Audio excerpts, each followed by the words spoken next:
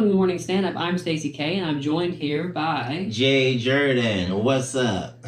Jay, how you been enjoying in Kansas City? It's nice. Lots of grass, lots of trees, good weather. I like it. I like Kansas City more than I thought I would. First time here?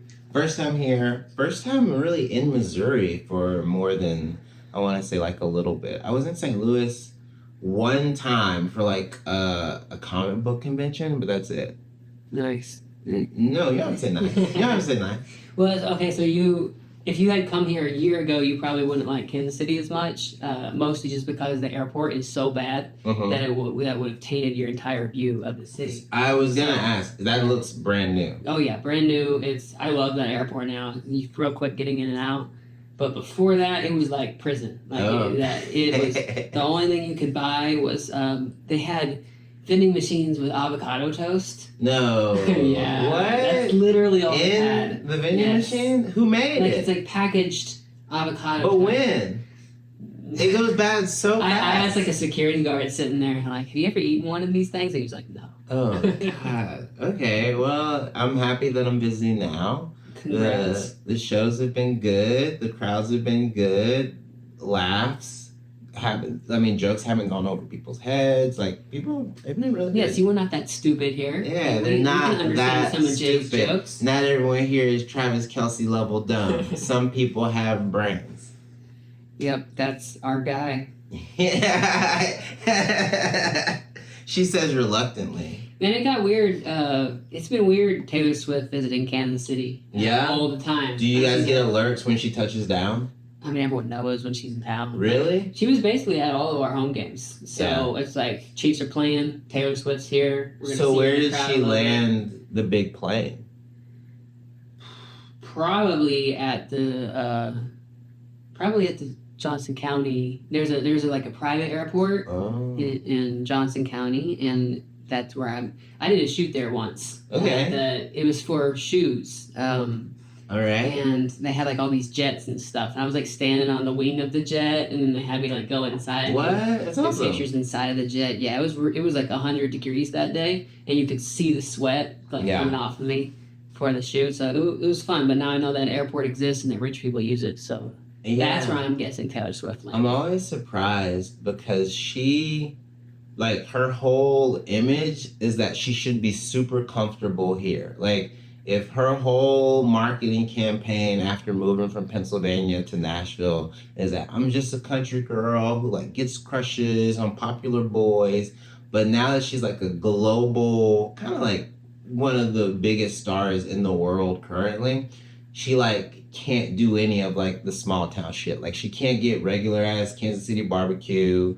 She can't like just do regular people shit, but she comes here and disrupts everyone that is just doing regular shit. Yep, it's pretty nuts. She was at the shooting. You remember the shooting at the thing? Oh, really? Yeah, she caused it. No. Oh, God. It was two teenagers just shot at each other with AR-15s. It was crazy. But she was there, and then she left. Probably jumped on her jet and flew away immediately. That's funny. That's not funny. It's pretty funny. It was wild. I was like sure it was like a terror attack. Cause like who else would like shoot up? There's like 3,000 cops there. Like they got caught immediately. Yeah. But it was just two minors mad at each other. But the wild thing is that like for a shooting to occur at the Super Bowl celebratory parade is like the most American thing in the world. If our culture was to be put on display in a time capsule, it would be football, brain damage, Taylor Swift, guns. Murder. Like right now, that is... Fuck yeah. Yeah. Yeah, that was nuts. I wonder... I mean, they're still together, right? So Yeah, they're still together. If we get Taylor Swift for 2 seasons, that... most people was predicting she was going to break out up like 6 months into or that they were going to win the Super Bowl. Let's say he catches a couple of important passes. They do the post-game interview. And then proposal. And then he does the whole proposal, and we find out she's been pregnant, and then, we have at least 2 more albums worth of stuff. Now... We got she won that award? What is it? Emmy? No, not Emmy. It's a Grammy, right? She won a Grammy and then immediately announced her basically 2 albums worth of trash. Now, those were the worst. I'm gonna let her say it. I'm not disagreeing. I'm not saying I like Taylor Swift. All right, I'm a fan, but Tortured Poets Society is the worst album she's done. Like I listened to like the whole thing, like 31 tracks, and not one of them I was like, let's put that one on later. Yeah, I will. And Stacy is someone who likes singer-songwriter as a genre. She likes Orville Peck. We listened to Trixie and Orville Peck on the way here. Like, he dropped the album today. You see that? No, I didn't. That's what I was listening to. Like, you know your queer country shit. Which, if Taylor wants to be right next to that, like, so I'm taking your opinion as one of value. I haven't listened to it. I thought it was so mean and funny of her to release the album and then release the bonus album like a couple of hours or like 30 minutes later. Yeah. That was insane. That's crazy. Yeah, it was she should have taken more time after winning the Grammy to focus on like making stuff that sounds good, because like all those songs if you just like skip through them, like they just all sound like the same. Like the songs don't change in themselves, and they all sound very similar to each other. And it's like apparently very heavy on the poetry aspect, which I'm not a big fan of lyrics. Like I really like Kanye songs because his stuff doesn't make any sense. Like I think the Kanye stuff now and the Kanye stuff post Yeezus is a bit more lyrically flexible. I think the first 3 albums were pretty. He was very much like in his. I think he had. People don't like to admit this. Kanye had a little bit of help as far as editing, primarily from Sci-Hi, the Prince, and a few other people who would like Kanye would rap, and then they kind of be like, oh, what if we did this? Or what if, I think even Pusha T and a little bit of, I'm trying to think, there was probably one other rapper that was like, let's, rein you in a little bit. I'm glad you brought up Kanye, because I'm worried. I'm getting more worried every day. You know what he's making now? Porn. Have you heard? I heard about something about that. What's your take? I think he's serious. I thought he was all into the anti-porn shit. No, because it can. As you know, Christians who hate porn are just Christians who love porn in front of cameras. Every super Christian you know is like, porn's evil, porn's terrible, get it away from kids, they shouldn't be watching. The minute you close the door, take those socks off. They're looking at feet. They're looking at feet. They're fucking feet. They're sucking toes for sure. They're sucking Everybody toes. at my church suck toes. Nothing wrong with sucking toes. Listen, far be it from me. Let he who has not put a little piggy in his mouth cast the first stone. I've done it. I'll do it again. I'll do it after this. Maybe not in Kansas City, but I'll go home. I don't want to have to put barbecue sauce on them, but those are just burnt ends. I think that Kanye is, I think it's crazy. And I probably shouldn't use the word crazy, but someone who literally has like verified mental health issues. That like he swings so wildly. Crazy is a nice word. Crazy is a nice word. He swings so wildly from like this, very like, almost like Christo-fascist. I'm a dad. I'm a Christian. I'm the mouthpiece for God. I should be in charge of everything in my house. I should be in charge of other people's kids. He swings from that all the way to like, look at my new girl's titties.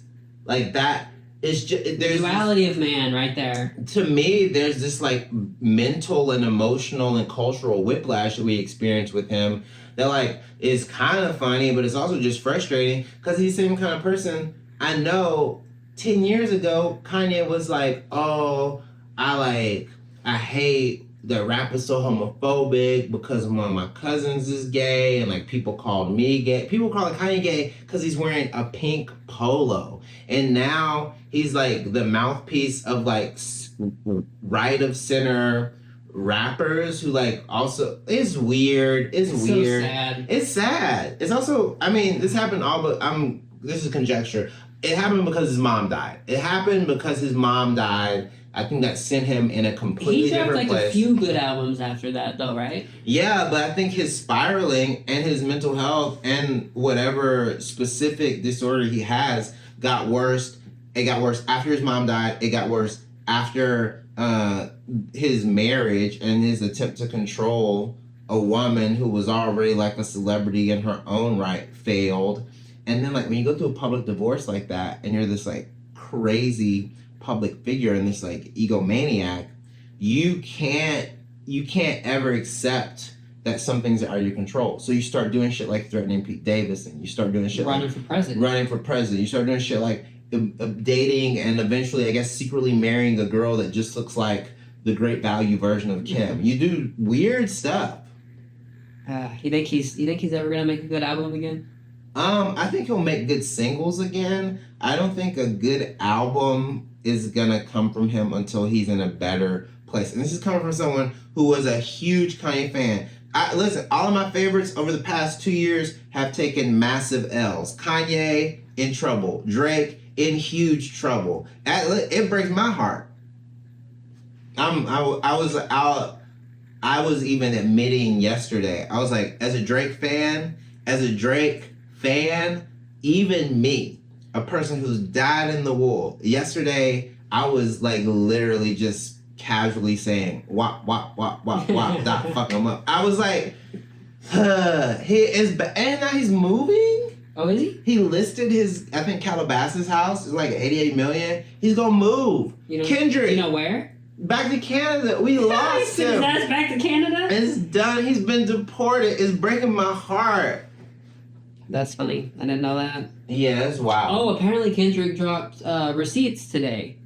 About the stuff about the kid. I didn't look up. Oh, the daughter. Yeah. Wow. It's hard. Yeah, it's tough. I think this is what I'll say. I think that you just have to go away. You do have to just disappear. Like, take 2 years off.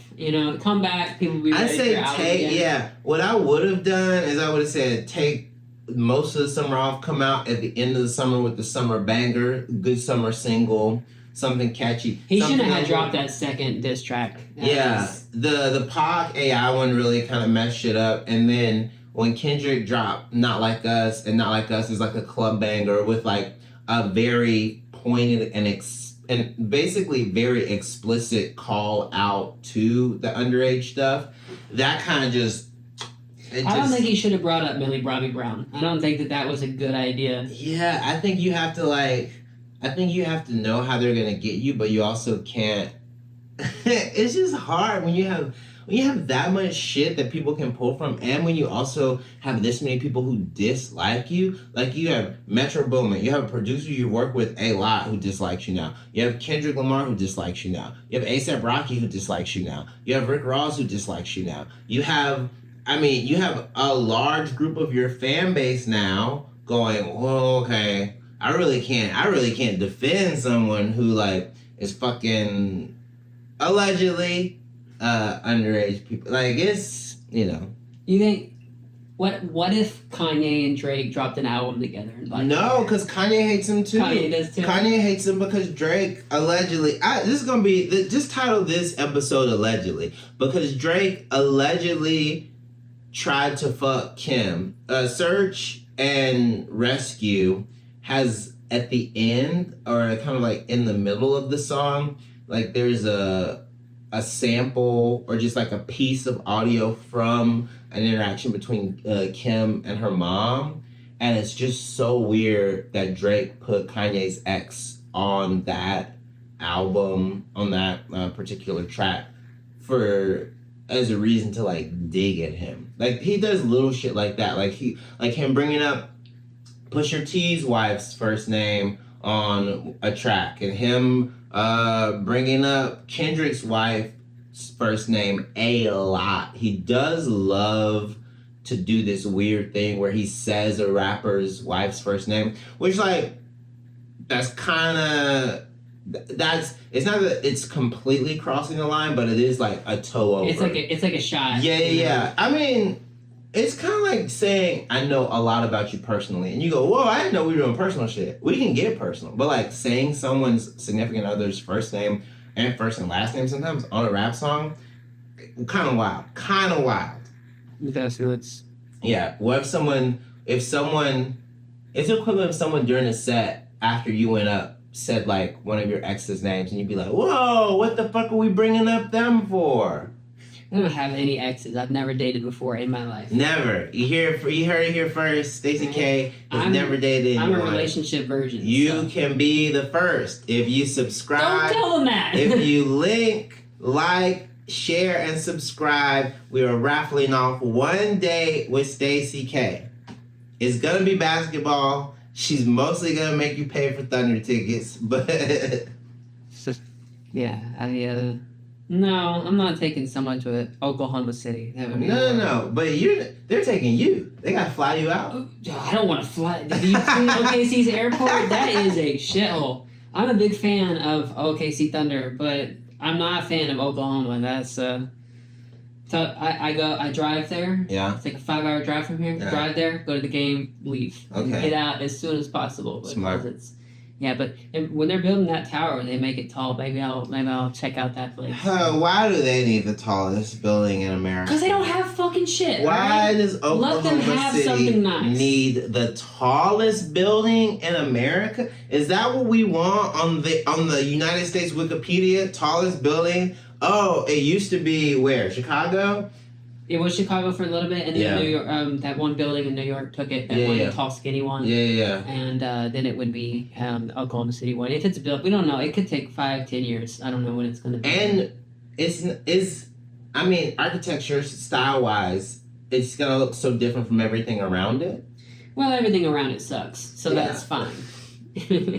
They'll build the city around. Listen. I might have to come to Oklahoma City to do some stand-up comedy. It'll be like Mordor with the Tower of Barad-dûr. I don't think you suck. I do think it's silly that y'all want a tall building, but have fun. Have fun. Go for it. I'm so excited for the tall building. There'll be something to do when I get to Oklahoma City. Otherwise, it's just the federal building, the Timothy McVeigh Memorial. Wow. That. You can go to Bass Pro Shop. She just loves bringing up stuff that's going to make everyone...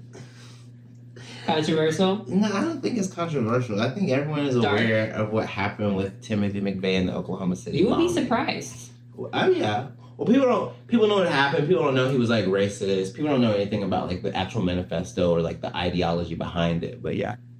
Yeah, it was good times. It was not good times. It was not good times. I'm pushing back on the fact it was good times. It was not good times for a lot of people.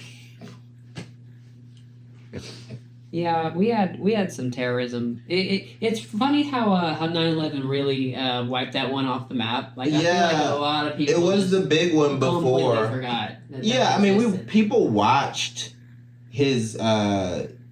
Execution. People with popcorn.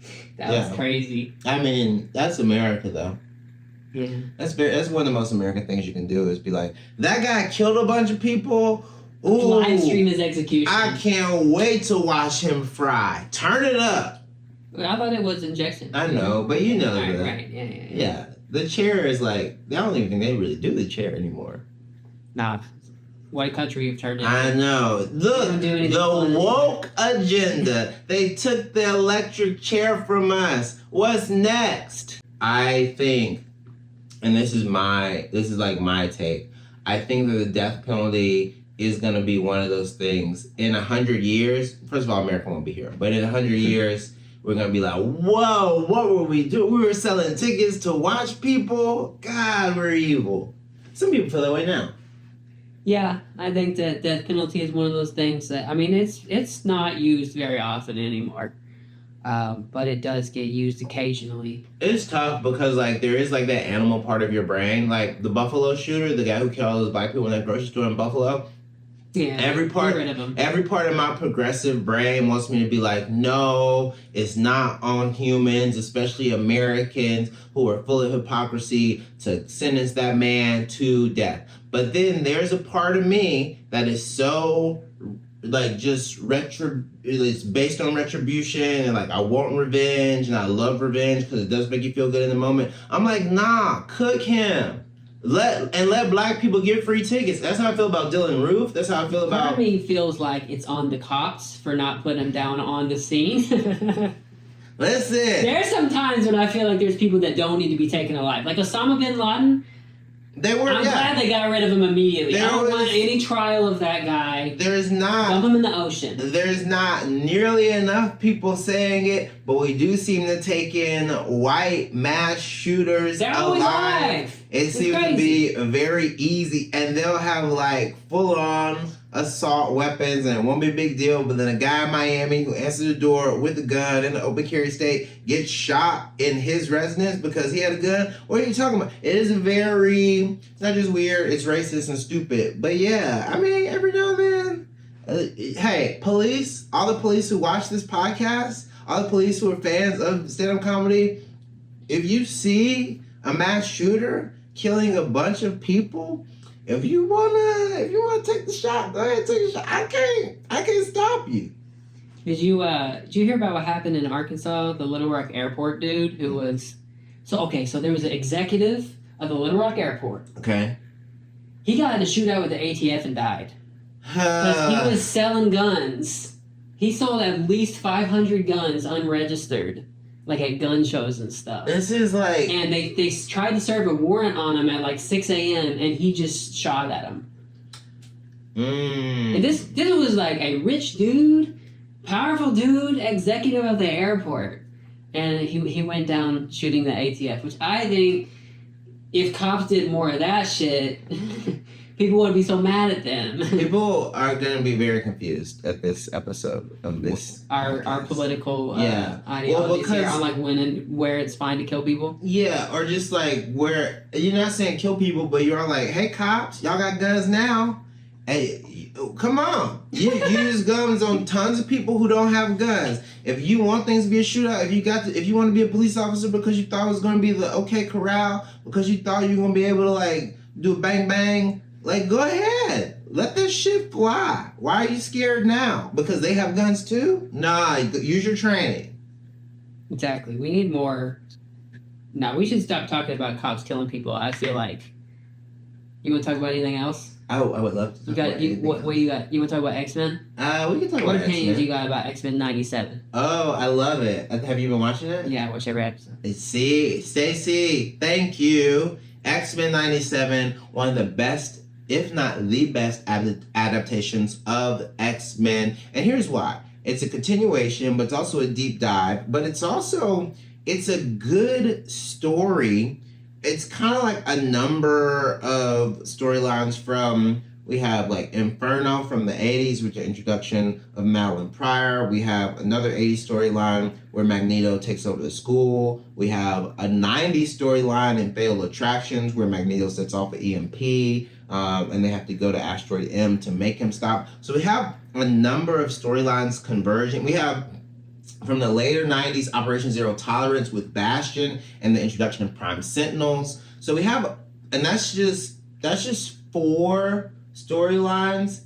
We also have E is for Extinction with what happened with Genosha. And I think what they did a very good job of is showing us the stakes, but also kind of having really good feats and kind of power showings for Magneto, for Storm, for Cyclops, for Wolverine, for Jean Grey, for Rogue. So I think I've been very impressed with their ability to also make us get for Nightcrawler. Oh, the fact that Nightcrawler is finally officially on a team, when in the 90s cartoon he was only in 2 episodes. One was his introduction and one was like him and Rogue figuring out Mystique was his mom. But oh my god, it's so cool to see Nightcrawler in animation in a post-anime world where you can see really good sword fights, you can see really cool teleportation. Oh, it's so good. It's so good. And shout out to the animators. The creator and the showrunner has been getting a lot of credit, and rightfully so. But the animators and some of the sequences and some of the Easter eggs, shout out to the animators on this show. Doing a great job. Yeah, I've been having a lot of fun watching it.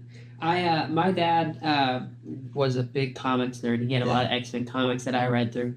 Some of them were a little bit too mature themes for me back when I was 7 years old. Yeah. But I still remember like a lot of the storylines. So my dad would like try to explain, like, okay, so Cable is a clone of Jean Grey's thing from the future. Sit back, and I was like, are you sure that that's really that? But, Yeah. I got older and learned all those stories and stuff, and seeing the what Magneto did to Wolverine. Like, oh yeah, I never thought that would get put on TV. One of the most famous panels from the 90s that when Magneto ripped, spoiler alert, it happened 30 years ago, all right? I feel like we can well, Magneto, talk about it now. A lot of people do ask, oh, why would you send, first of all, it's not just Magneto, it's also like, it's the combination of like Professor X choosing to take the X-Men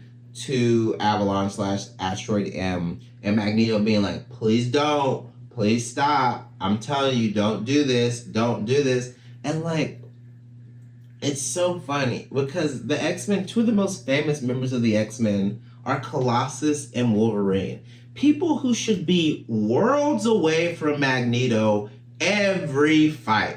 Every time that big dumb Russian and that tiny Canadian go up against Magneto, he's always like, I hate that y'all are this dumb. He like flicks one of them into a wall, and then the other one, he just like holds still. Like their powers are just like so, well not, I hard mean, countered by Magneto. Hard counter. Colossus, even in the comic books, they made Rogue have to do it in the show recently. But Colossus, after his sister's death, actually switches sides and becomes an acolyte of Magneto and like gets a new costume, but he's like on Magneto's side. But like Wolverine, I mean, basically goes up against Magneto, stabs him, and then Wolverine gets the adamantium ripped out of his body. Do you think that they're gonna? So with Wolverine, when he got the adamantium ripped out, he went like feral. Yeah. Like, Was that after when he like lost his nose or whatever? Yeah, so basically what Beast and Professor X tried to like indicate was that the Magneto was actually halting part of his mutation, which was an ongoing mutation, which basically devolved him into a feral state, so he became more and more animalistic, which they also kind of try to argue is like what's going on with Sabretooth and a lot of the lupine-based mutants. They kind of have these like feral urges, and they even kind of did it with Beast where like his mutation was ongoing. I think we'll get bone claws. I think we'll get a bit of more animalistic Wolverine. I don't know if we're getting full on no nose. That wasn't very like popular, mask. Well, people just thought he looked silly. That was one of his worst looks, for sure. It's a very silly look. And it was also weird because, like, at the time, like, you had Bone Claws Wolverine, but then on the team, you also had Marrow, and Marrow's power was basically, like, bone manipulation. So she... I never heard of Marrow. Yeah, so Marrow, she just does bones. Well, she can do anything. Are the bones her money? Yeah, no, she can do anything with bones. Like, she could make herself have Wolverine claws, but she can also, like, have her bones come out as like protective armor. She also had like just spiky bone protrusions everywhere. And she can control other people's bones? No, just her bones. Just her bones. Just her bones. She can control her bones. No dirty jokes. Don't do any jokes. But yeah, she had control of her bones. So does she have healing factor too? Yeah, right? she does. Thought the bones right through the skin. Yeah. Hey, can you explain to me exactly what Bastion's powers are? Because they don't entirely make sense. Oh, okay. In the show or in the books? In the show, they don't. I don't really get it exactly. Okay, so in the show, and I'm gonna say this in a way that is sensationalized and silly. In the show, some Sentinel jizz from Nimrod crept up into a man. That man had sex with a lady. That Sentinel liquid nanotech infused with that baby. That baby is born a Sentinel / human / techno organic hybrid. So that baby is Sebastian / Bastion, like the last stronghold for humanity. And because he's part Sentinel, he can communicate with technology. He's like a technopath. So that's on the show. In the movie, in the books, it's complete. In the books, what happened is Nimrod and Master Mold fused, went through the Siege Perilous, and the Siege Perilous is this portal that sends you where you need to be. It's a magical artifact. So there's technology and magic mixed together, and then on the other side of that, these two entities, Nimrod and Master Mold, merged to become Bastion. And so in that aspect, Bastion is completely and totally, like 100%, just like the most perfected form of a robot. There was no robot jizz human cybernetic baby at all. In the books? Not in the comic books. Comic books? So that was all just in the show. Yeah. I mean, like, they're kind of basing on the fact that Nimrod got sent back to the past and forgot his programming and kind of, like, took on the alias of this man, because Nimrod is, like, this... Nimrod's very much, like, you know, like Terminator, like the T-1000, like, it's a little bit like that. Like, in the sense of, like, it can assume a pretty humanoid form. And there was time travel involved. And it happened before Terminator. So Terminator kind of copied it, but it's fine. Man, I love X-Men. I can't. I'm sorry for nerding out, by the way, Stacy. I apologize. No, that's why I brought you on the show, because X-Men's relevant. I was like, it's perfect. I'm excited to see what they'll do live action. And so we got one more episode left, right? Yeah, finale, 3-parter finale, part 3 is coming up. So the first 2 things we've seen have been big. They've been part of it. I thought they were a 2-parter, so it's 3-parter. Yeah. Finale. That's crazy. Man, like... And then season 2 is going to happen. And people don't know this, but season 2 is happening. I don't know anything. Even though I do know stuff. But I don't know anything. But you can guess. Allegedly, season 2's happening. Yeah. And they're going to call it X-Men 97 season 2, which I think... Stacy wants it to be called X-Men 98, which to me confuses too many people. Well, we got to get it in the modern age at some point. It can't just be stuck in 97 forever, right? Eventually, 9/11 has to happen in this universe. Wow. And we have to explain why the X-Men didn't do shit.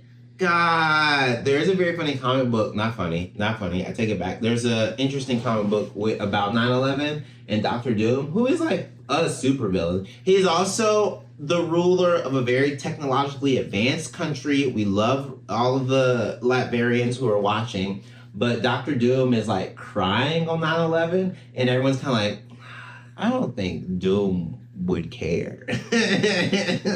He likes humans, though, right? He's trying to be the savior of humanity. He likes his citizens. He's an autocrat. I thought he was trying to save the whole world all the time. That's why he justifies doing the stuff, because he says he like see the future, and he sees in the future the only one where humans survive is where he's in charge. Well, but they're hearing yourself. Yeah, I know he's the bad guy, but I just, sometimes you gotta know Hitler's motivation. No, it makes him a more compelling character. No. Take it back. Cut this. That part's out. I'll be honest. Dr. Doom is one of my favorite villains in the MCU. Yeah. Like the whole, but the whole Marvel universe. I think he's the fact that he's like not always like. He's on their side a lot of the time in intergalactic conflicts. Yeah. But then he's always trying to figure out some way to make it to where now he's got power and can do stuff like that. Yeah, shout out Secret Wars. And I think that, that's why Loki's a compelling character too.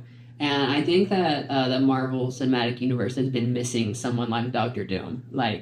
Anytime, any sort of media of Marvel, where all the heroes come together and stuff, Doctor Doom is an important player to the whole thing, and he's just been missing because all the Fantastic Four movies have sucked ass, and then the what is it, WB, who's had the rights, Fox. and they made that terrible Fox, right? Fox had that terrible Fan 4 stick that they made, and this next one is going to have Galactus in it. Oh, is it?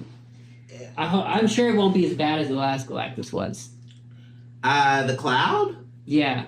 You like the Cloud? I can deal with so many different adaptations of what Galactus as a force and as an entity and as part of like the greater cosmology of the Marvel Universe is supposed to be. Galactus also allegedly looks like whatever people look like on the planet. So he morphs. The way that we interpret Galactus. I just didn't like the way in the Fantastic Four movie how he was so like not. He never talked. Yeah, he wasn't. I want to hear a villain monologue. You're saying he wasn't even a he. It was just a space cloud. I want to be unprofessional. Can I use the bathroom? Yeah, go ahead. Okay, perfect. I won't take this in with me though. You sure? Yeah. Our viewers would love to hear. No. It's not that kind of podcast. I was watching. You saw the Nuggets lost to. Now they won. They got beat real bad by the Timberwolves in Game 1 and Game 2, and they turned it around. And sorry, I started talking about basketball the second you stepped away. I couldn't We can talk about basketball. Well, it's not. See, I try to talk about things other than basketball because not everybody's super into my special interest. But you think that one of the most popular global sports in the world to trans people, to trans people and people who like.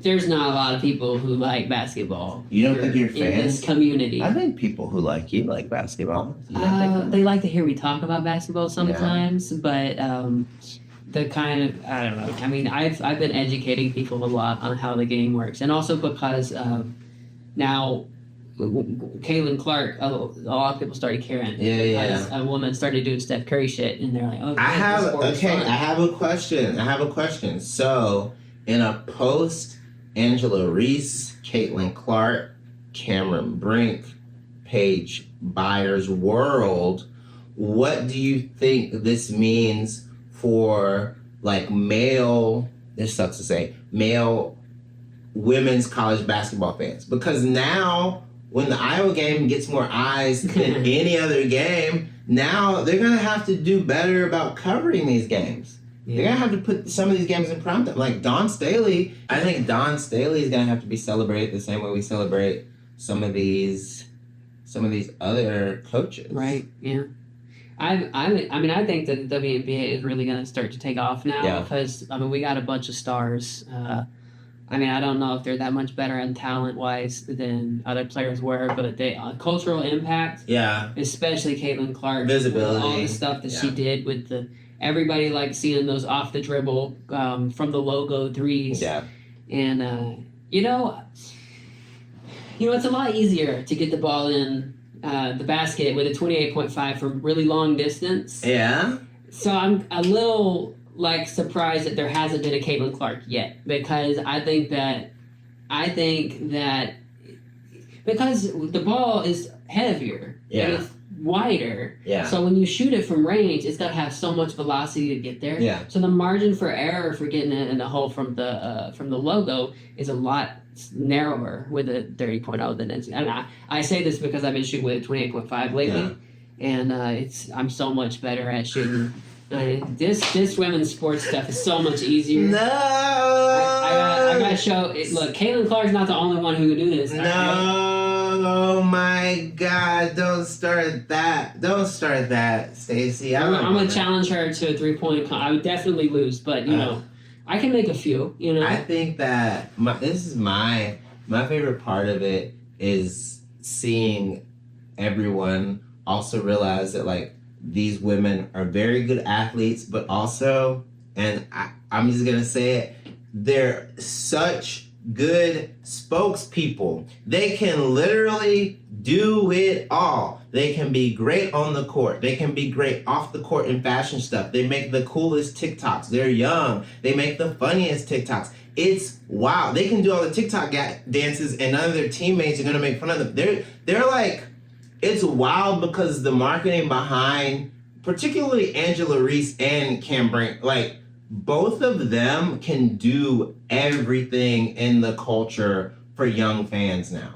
It's wow, they can rap. They can rap. They can do everything. They can rap. Yes. Do they drop albums or something? Yes. Who was Angela Reese's teammate? Her starts with F. I don't know. She was at LSU. She had a good rap song. Like, they're doing it all. It's cool. kind of badass. I kind of love it. I really hope that with the like rise of these like WNBA stars, that schools start taking women's basketball seriously at a young age, because I mean, what happens now is and when you're teaching little girls how to play basketball, most of them are kind of just like discouraged from playing at all, and they don't get like serious. I mean, because you're talking about it, you get seen as a lesbian when you play basketball, and that's a bad thing. Right? Yeah. And if we don't train our girls like we train guys. Like that's a big part of the Caitlin Clark story, is that her dad made her play on, when she was younger, her dad made her play on a bunch of kind of mostly male AAU teams, and because she couldn't, I don't think he let her play with the girl team, or like. Listen, the girls team suck, man. Like at that age, the average girl does not have the skills. Listen. Let Stacy say these things. Let Stacy say these things. I've done a lot of basketball. I coached basketball. I've seen the way that the average women's coach, which is usually a guy, just babies the players. Yeah. And does not teach them the stuff they need to learn. Yeah. To be out there and not Coach Stacy. Stacy was yelling at those little girls. She was full on Bobby Knight throwing chairs at the little girls. I want to throw the chairs. Okay, if I did throw the chairs, I'd throw them out the wall, not on the court, because someone could get hurt. But yeah, like kids respond to if you like hold them accountable like an adult, and you expect certain things of them, and you tell them how to do it. Like they respond to the energy.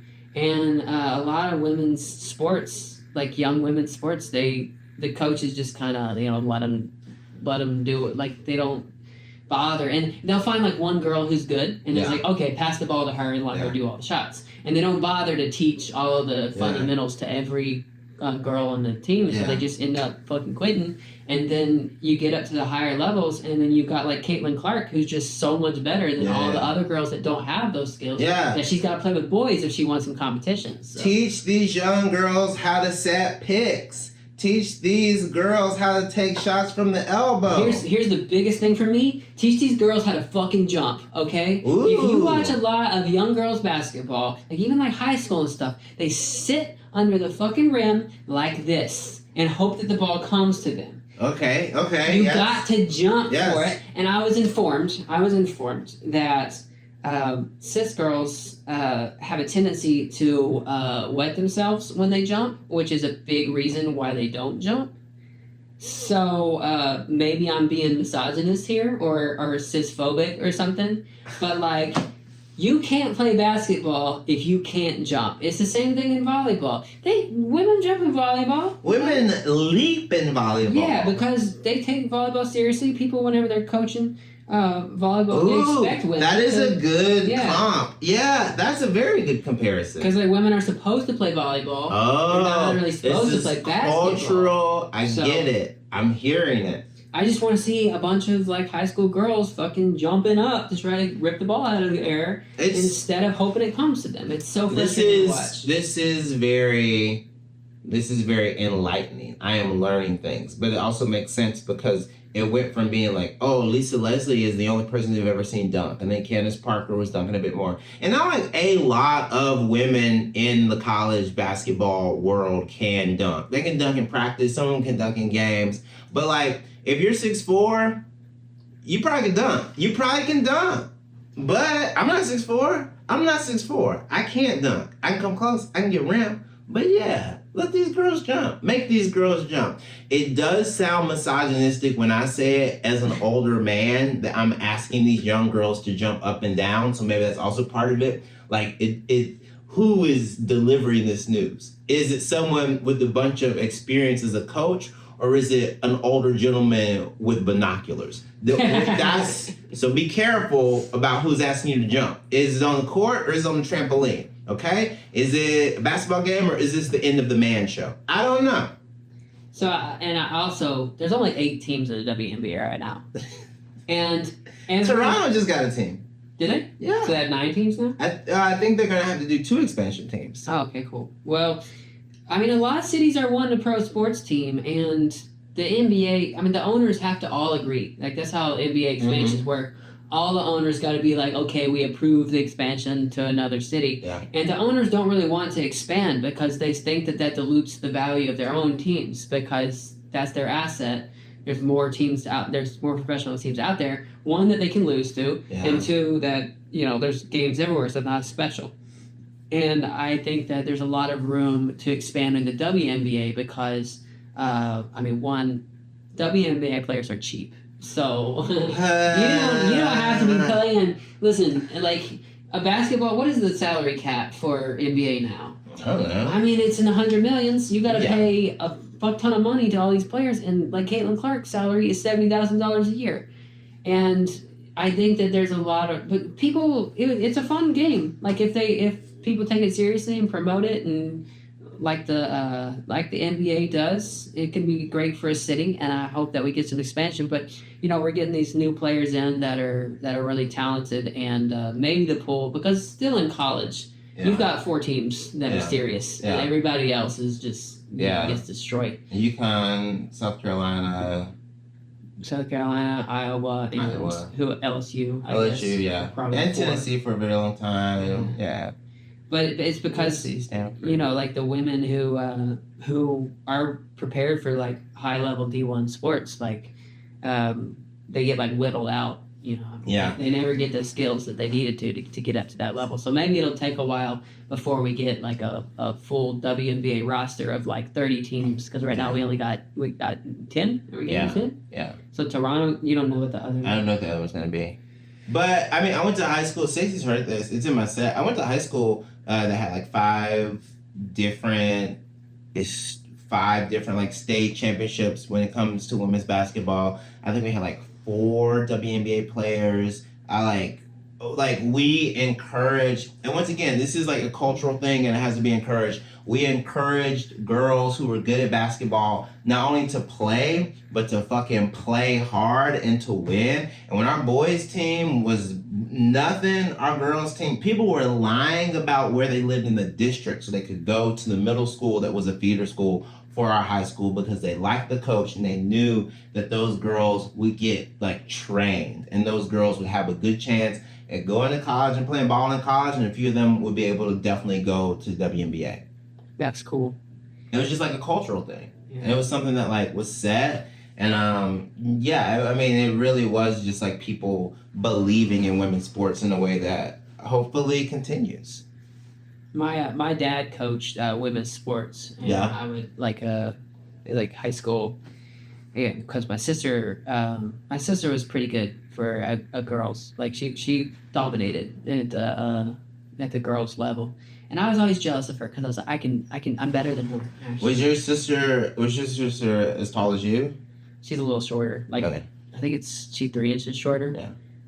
So I got the advantage of testosterone during my growing thing, but I was more skilled than her too. Like, it's because I was fucking trained with boys. Like I was trained by like boys coaches. Yeah. Very, very competitive. Very like I was kind of a crazy player. Like I would like hit people pretty hard. Like when I'd foul them. Like I made a dude cry one time. Got Draymond K over here. Not punching, but just like you felt me foul you, And I would do shit like if a player down low is boxing me out and they're using their arms too much, just lock my arm over and then just walk backwards and take it out of the play, and they get so mad. Refs never call it though because they should not have their hands on me like that. Yeah. And it's funny to just watch them like walk out of the scene. They're like. Do you still play that hard in your pickup games? I'll try to, but I weigh a lot less than I used to. I have a lot less muscle than I used to. So when I'm playing with just like full grown men, like I can't make contact with them the same way. And also I'm not in shape like I was. So I'll try to play like I used to, and then 2 plays in I'm like. Can't do this anymore. So I've been trying to get back into shape because there's a yearly comedians basketball. I know. And I have never played in that game. I'm such a casual basketball player. I mean, listen, we're not that great. Like we won again.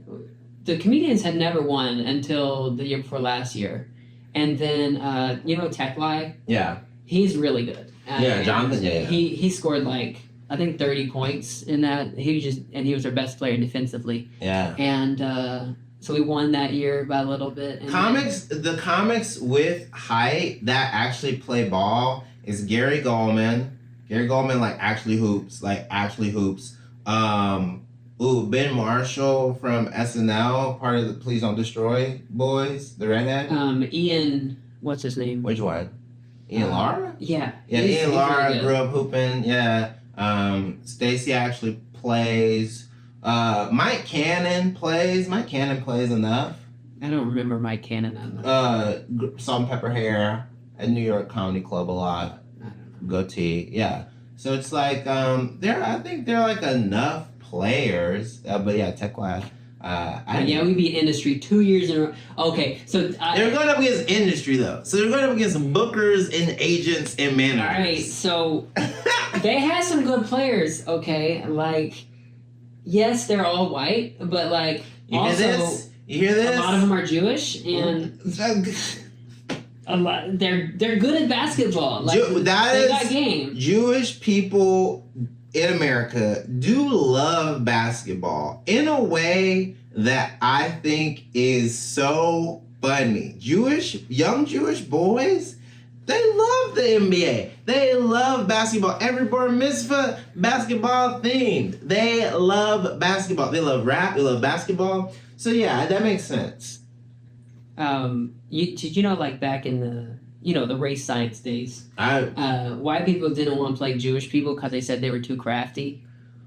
Oh, wow. They didn't get losing to the Jewish team, so that would just be no, it's not fair. Wow. You guys are too smart. We're not doing this. Too smart? I think that was I'm pretty sure it was in the World War II days. It was a long time ago, but yeah, Jewish people have been playing basketball for a while, and they've been better than the average white person, for sure, I think. That's very funny. Look it up, it's true. Yeah, it goes. Well, I mean, my only experience with that sort of thinking is that I know a lot of Jewish New Yorkers just grow up playing against New York basketball players, so they just there's a level of competition that they rise up to, and so I think I think the people who I know, it's kind of a very specific situation. I also think that in New York that's where most Jewish people in America live, and New York is a premium, and basketball works a lot better in New York than football does. You're not in the South. Everybody plays football. Yeah. Some people play soccer. A lot of people play baseball. Yeah. Basketball is still a thing, but it's not the only thing. So when you're dealing with in New York, you got a basketball court. So. Yeah, and everyone just the minute it gets warm enough, I mean when it's cold, people are just hooping. People are constantly playing. There's the West 4th stop. There's a basketball court right there. It's super famous. We watched part of that game. Yeah, that was fun. Right by the cellar. They had a announcer. An MC calling the whole game. Yeah, there's MC the New York Summer League stuff, and there's a guy who's an older brown guy of indiscriminate race. I don't know what race, but he hoops in Timbs and jeans. All year round. If you see him, if you go to the West 4th Street stop in New York, and stuff. Well, he's always I'll make the point anywhere on the court, I'll make a shot. And I'm not gonna say he's 100% from 3, but he's a good 70%. He makes most of the shots that you call. So he's famous and plays people. Yeah, he's semi-famous. Tracy McGrady of New York. Yeah. I don't know if Tracy McGrady would play people in Houston. Yeah. He would just on the court all day. He would just be putting on a clinic. You've seen Tracy McGrady also there's that famous interview where he says he's actually better at baseball and football than he was at basketball. I think I remember that. Just one of those crazy hand-eye coordinations where people are like, basketball wasn't even my first love. Like AI's like that, Anthony Edwards is like that. Or people are like, I wish I could play football. And I go, why? Why do you want to play the worst why they didn't play sport? It. Why do you want to play the hurt you sport? That's why they didn't, because they didn't want to die. And also, you make more money in basketball. Oh, God, yeah. Play more games. Unless you're like Patrick Mahomes, but most people aren't him. Did you ever see footage of Alvin Iverson playing in high school? He was good. Yeah. I think that he could have actually been like a... And I mean, I think that the running quarterback is more of a thing. Like coaches take it more serious in the NFL, and I would have liked to see like AI dropped into modern football to see what he could do. He was still fast. Yeah, but I mean, like that's also back when they didn't used to like specialization happens so much earlier now. Like people have to basically pick what they want to play so much earlier now, because back in that day they just were like you were a varsity athlete and you lettered in multiple sports. Like, people did football, did basketball, did track, did, like, they did, like, it's weird when you find out that people used to be, like, 4-sport athletes in high school, and you'd be like, why? Why would you do all of that? And they'd be like, oh, because I didn't want to go to school. You'd be like, okay. Thanks. Okay, so we're like an hour into this conversation, so we'll wrap this up. I guess... Do you have any advice for me as a comedian? Like, don't tear my shit apart. Comedian stuff. We can talk about comedy. I am a stand-up comedian. I'm Jay Jurden. I think I'm pretty good, right? Yeah, you're one of the best comedians I've ever seen. She said it. He been on like all the late shows, all that shit. He's headlined Spend the Night multiple times. I have. It was fun. One time I did, I remember we were outside in the garage. That's been a night. That was a dark time. That was fun. Was it? Are you being honest? Be honest. I did not have fun at that show. It was hot. Yeah. The venue was fighting me. Okay. Basic sound. When she said it was hot, she means it was warm. The shows are all hot, but it was warm. Right. Yeah. It was outside. We got put in the garage after our thing fell through, and I thought you were never going to talk to me again because of the show. You had to go far. It was like out in the middle of Brooklyn, like far away from a subway stop. But no, I was coming from a different Brooklyn show, so I did an earlier show that day at the Bell House, and I just took an Uber. But okay, comedy advice. Comedy advice in general is like hard. My comedy advice for most people is like write as much as possible, perform in as many different spaces as possible early on. Know how good your jokes are. Like I know what the biggest pops in my set are supposed to be. I know like just how quickly I'm supposed to get into and out of stuff.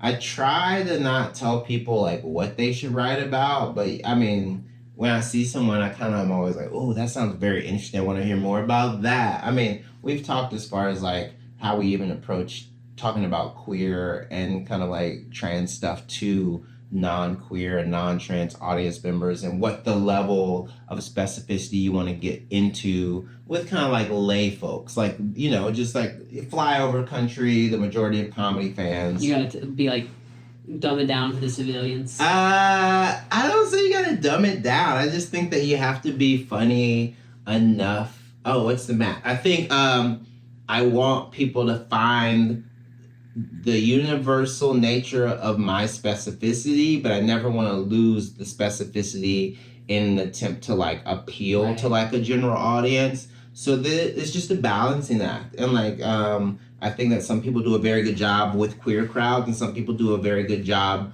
with like mainstream rooms. And like I, as a comedian, my goal is always to like crush it in both. My goal is to make people be like, damn, Jay's good in front of everyone. Because that's what I want to be. That's the goal. That's kind of like where I hope my career is headed. I think most people enjoy it. Yeah, you're great. I like what you do with the that one joke about Thomas Jefferson, where you get the mic stand and you drop Trapdoor, yeah. Yeah, you're using. I need to figure out some clever joke where I can move the mic stand around. Like I haven't written one for it, so every now and then you'll be like, "What don't I have?" And so in my hour, I wanted to have a couple of very physical bits, a couple of very sound focused bits, a lot of like just traditional, fun joke writing and tag and the in out stuff.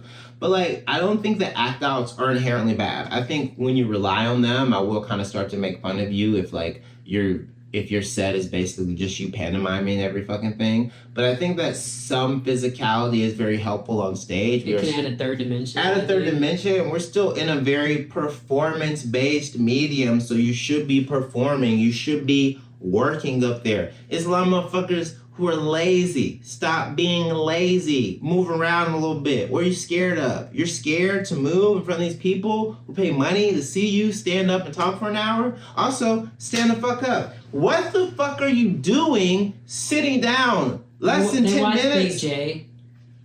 Okay. Everyone watching, you're not Big J. You're not Big J Okerson. You do not have permission to sit down. You're not Patrice. You do not have permission to sit down, okay? I don't care. Stand up for at least the first half hour. Get up. I don't know what. Ooh, that pisses me off. That pisses me off because I go, oh, you think that you're so funny you can sit the fuck down? Ali Sadiq sits down, but that's because he's telling you about his life and because he's earned the right to sit down because he's good. Stand up. If you're new, stand the fuck up. It's called stand up. It's called stand up. If I see you sitting down in a fucking open mic, snatching the mic away from me. How many people do you see sit down at an open mic? People sit down at open mics now. That's crazy. People will film themselves at open mics. I'll be like, why are you so casual? Why are you so comfortable? I never see somebody sit down on an open mic. It's not enough time. You're doing 5 minutes max. I don't think when people sit down during a 10-minute set, I go, what you sit down for? You better get up. I've been tempted sometimes when I feel like it's like an early crowd that's like not drunk at all, and I feel like I need to I don't know, like make it more like a conversation. Yeah, but I felt the temptation to sit down to like come off as more like, I don't know, like more like this. Yeah, chill. But like I think when you sit down, you really do confuse audience members because audience members are seeing you give up control. Audience members are seeing you invite a bit more of them into you. And I don't think that vulnerability is necessarily always helpful because if you're standing up, if you're moving, if you're driving the ship, if you're driving the bus, then audience members can kind of be like, oh, okay, he doesn't need any of our help. The minute you start to give them any windows, any openings, some of those motherfuckers love to talk. It's people, my set, as you know, is like bang, bang, bang, bang. People try to sneak in and out. I'll be like, I got this. I promise. I'm going to give you the opportunity to say one word, and then I'm going to use that and bring it to me. I'm not going to ask you anything open-ended. I'm going to ask you what state you're from. Easy. Thank you. So why don't you ever do Q&As for your shows? Oh, what you mean like in the middle of them? Yeah. Or you mean at the end? At the end. A bunch of comedians will do Q&A. Listen, Stacy's being very sweet and a little shady. Some people love audiences because audience members can give you material that you don't feel you have to burn for clips.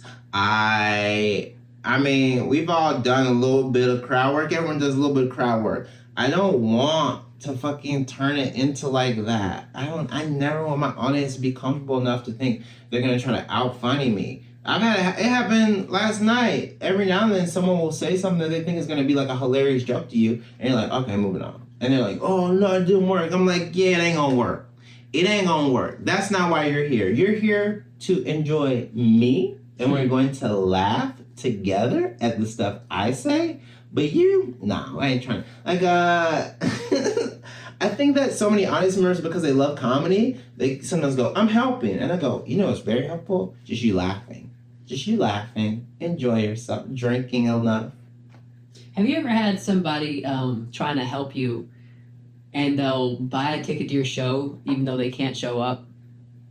Oh yeah, or you'll see someone be like, I had 2 tickets to see Jay, but now I have to donate them. I'll be like, you didn't check you didn't check the calendar. Sometimes stuff comes up for people, but I mean, buying a ticket, just is money, yes, but you not being there, one less body in the room also kind of hurts the show. I know, right? I would always like give it for free than have somebody pay me and not show up, because I need you to laugh, because it reaches a critical mass, like the audience.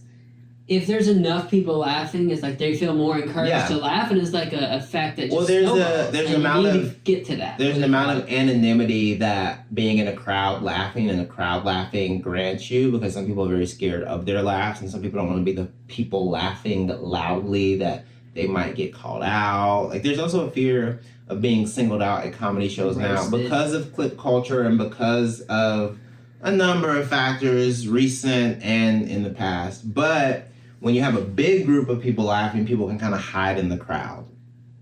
I had a guy spit his drink out last night, and it made me very happy, but if no one else was laughing, I don't know if he would have felt comfortable enough to do that. Right. That's why producing shows is so stressful, because you want to feel the whole thing. Yeah. Because it's so much, like if you, like a 70% capacity is nice, but 100% capacity is like probably 3 times better, and then it's like it's an exponential curve as you get to filling the room. So you always want that as a producer. So all the comedians, because the comedians are insecure people that whenever they hear good, well, come on, whenever we hear good laughs, right, it fuels us. Like we will do better if you laugh better. It's kind of crazy how that works. Yeah, that's true. I mean, comedians also feed off not necessarily just the audience, but like the turnover of laughs, and like a big pop in a room can like crack open a room, and so the rest of the show will go better, even for the other comedians. Like there can be a comedian in the middle of a show who like might just be okay, but because that room is like laughed enough together and with each other, like that comedian will crush too. It's confidence is everything, and even for comedians that aren't very like experienced, if they get that thing of confidence, like they'll reach a level that they didn't have before, and tapping into that whenever the crowd isn't quite that big is a skill that like more talented comedians like pick up on, Yeah. And even when it's a bad crowd, like figuring out how to make them think they're a good crowd and flipping that room is also y'all like fun. Yeah. Oh gosh, okay, y'all are good. I like y'all. Oh, who said y'all suck? Y'all don't suck. Who's saying that? Yeah, I love all 7 of you. Like that, you just have to like, I don't know, there's some fun things you can do. All right, so you got anything to plug? I'm on tour. Jay Jurden on all social media, including the website formerly known as Twitter and Instagram. Go to jjurden.com. That also has tickets, but mostly like Instagram, Linktree. That's usually where people can get tickets to come see me. I'm going to Boston. I'm going to Cincinnati. I'm going to Florida. I'm doing Orlando, and I'm doing Tampa. So all that stuff available on the website and on the Instagram. Buy tickets. Check him out. He's great. Thank you for watching the podcast, and I hope you have